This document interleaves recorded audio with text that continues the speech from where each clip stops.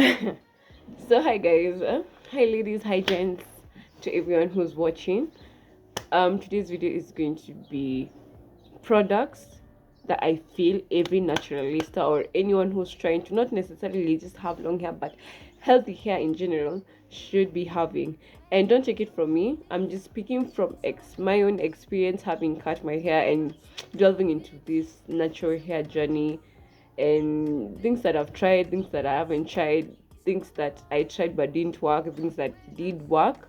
And yeah, so let's get right into it.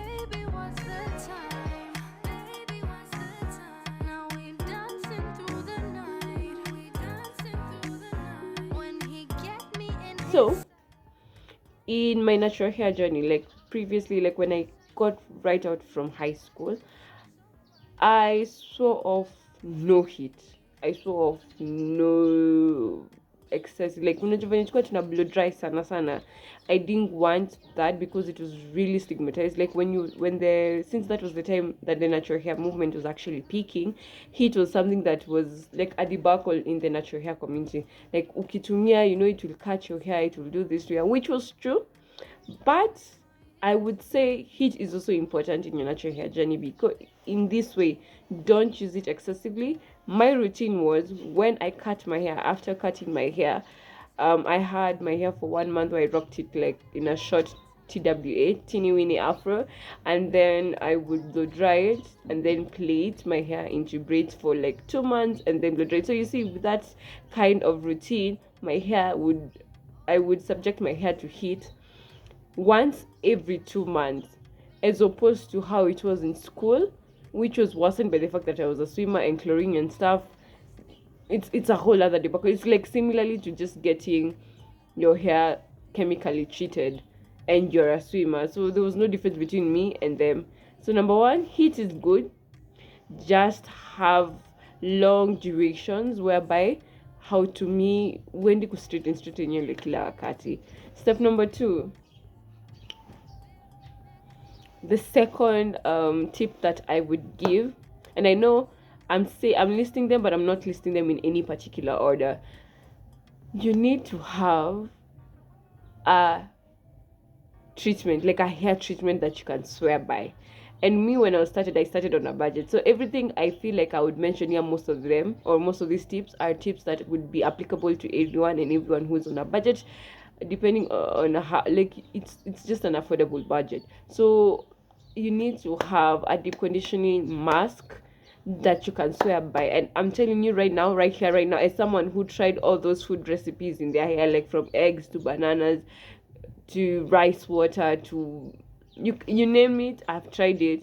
But the one that I know stuck with me and will always stick with me is avocado. You need to have avocado into your routine. If you're someone who has never tried any food hair treatments, jaribu avocado. Imagine avocado is like, if you take a very overripe avocado has the right balance when it comes to having protein, having moisture, and having the right kind of oils without even adding any more oils. It's the type of treatment that would be applicable to someone who has like high porosity hair and low porosity hair, or low, and it's applicable to all sorts of like densities of hair. So avocado, mean guess what to buy avocado. Honestly, before you even go for banana, rice, but if you've tried all these other treatments that I'm listing and they are working for you, well and good. Which brings me on to my third tip. If you're already onto this hair journey and you already have something that works for you, don't leave it to try something. You do not be someone who keeps on hopping onto different products because something is out now usha and usha chana. Whatever is working for you, stay with it. In this game, it's not really a game, but in this journey, consistency is key. Consistency in your routine, consistency in the products that you use that are working for you. But I do understand that when you're starting out and you don't have like a defined products, then you don't know what would work for you. You're kind of in an experimentation phase, and that's fine. But when you find something that works for you, please stick to it and be consistent with it. Unless when they're out of storage, out of stock, out of something, like they're no longer accessible, just careful. Imagine, just relax. The grass is greener where you actually are, not to kwingine, not in the next best product, not in the next newest product. It's where you are. That's where you need to stay.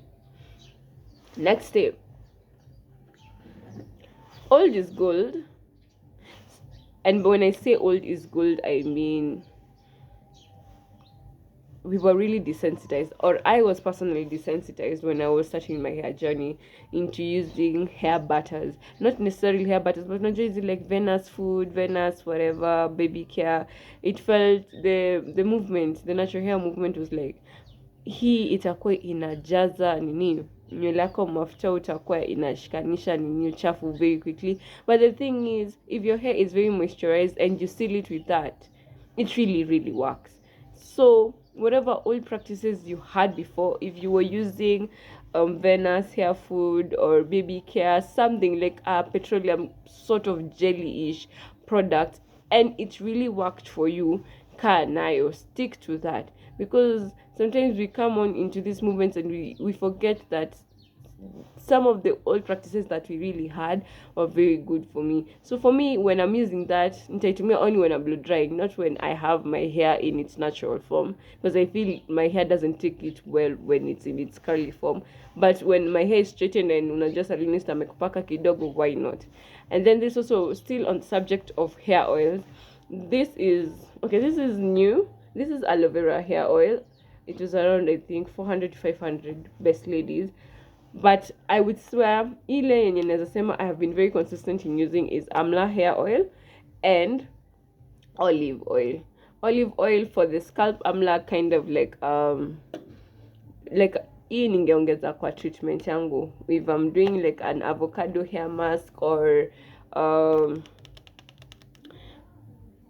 actually, yeah, if I'm doing a deep conditioning hair mask, or if I'm trying to take my hair down and I've already spritzed in water, I'll always seal in with this. Like before you even find me with these other ones in order and list of importance, I would say I'd start with amla for my hair, and I will do olive oil, and then now with this aloe vera oil. I wanted to try something aloe vera-ish, and getting an aloe vera plant is not accessible where I am, so I opted for the aloe vera hair oil. It's very important that you oil your scalp, and I'm talking about this as someone who lost their ages in this within this journey, and I'm talking about this after I cut my hair. I lost my ages, and this literally this one to be precise really helped in growing my hair along my ages. If the only way I think I can show is if I had I look for a before photo, but this is currently my ages now, and if you see the before one or a before clip, you will understand the impact that this hair oil really had on my hair. So me, I'm saying get you a hair oil of choice. These are my three personal favorite. What are yours? If yours is coconut oil, go with it.